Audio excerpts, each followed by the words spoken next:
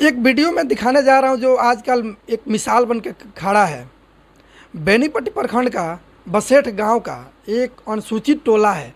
उसमें सुरेंद्र राम की बेटी बबीता जी का जन्म होता है और वो इस स्थिति में जन्म होता है कि उनके घर में एक एक दाना नहीं रहता है खाने का। पड़ोसी के घर से उनके भरण पोषण करने के लिए वो आता है। वो लड़की के आज गांव से 10वीं करके फिर ट्वेल्थ करने के बाद पोस्ट ग्रेजुएशन करती है। पोस्ट ग्रेजुएशन करने के बाद वहाँ तक कि वो बीपीएससी क्लियर कर लेती है और गांव जवार के नाम रोशन कर देती है।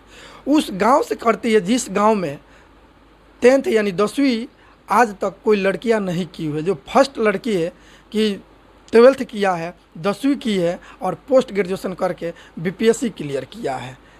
जिस घर से वो लड़की बिलोंग करती है उस घर में उस लड़की का पिताजी बिल्कुल पढ़े लिखे नहीं है, ना उनकी माँ पढ़ी लिखी है, ना उनके घर के कोई सदस्य पढ़ा लिखा है। जहाँ तक हम कह देंगे कि उनकी मोहल्ला में भी बहुत कम पढ़े लिखे लोग हैं जो इनको हेल्प कर सकते हैं।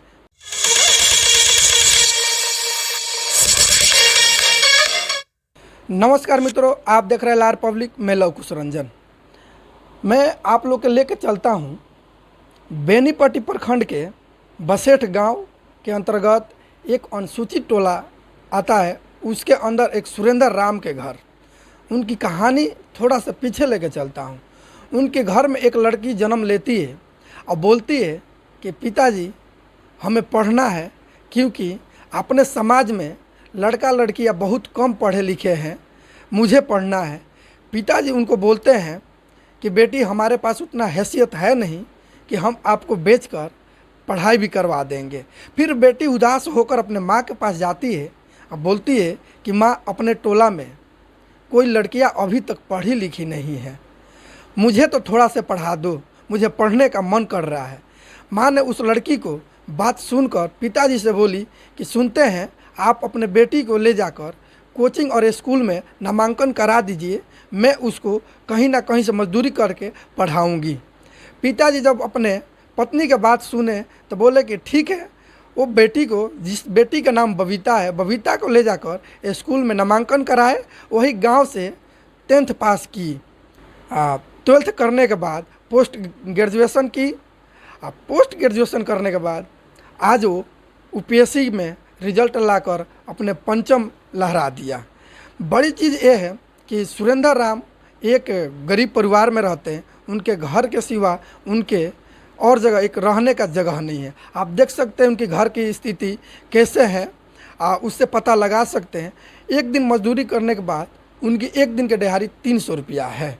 लड़की का आप लोग सोच ही सकते हैं, जो लड़की अगर बीपीएससी करेगी तो उसमें खर्चा तो आएगा। अच्छे अच्छे घरों का पसीना छूट जाता है जो अपने बच्चे को बीपीएससी कराते हैं। सुरेंद्र राम की बेटी बबीता कुमारी का रिजल्ट जब बीपीएससी में क्लियर होता है और रिजल्ट आता है, बबीता दौड़ के आती है अपने घर और पिताजी से बोलती है कि पिताजी हम बीपीएससी क्लियर कर लिए हैं।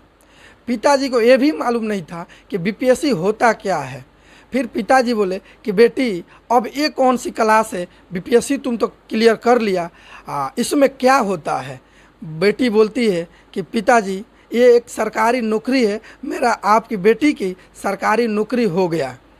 पिताजी खुशी हो जाते हैं और बगल में जाके पड़ोसी से बोलते हैं कि मेरा बेटी का सरकारी नौकरी लग गया।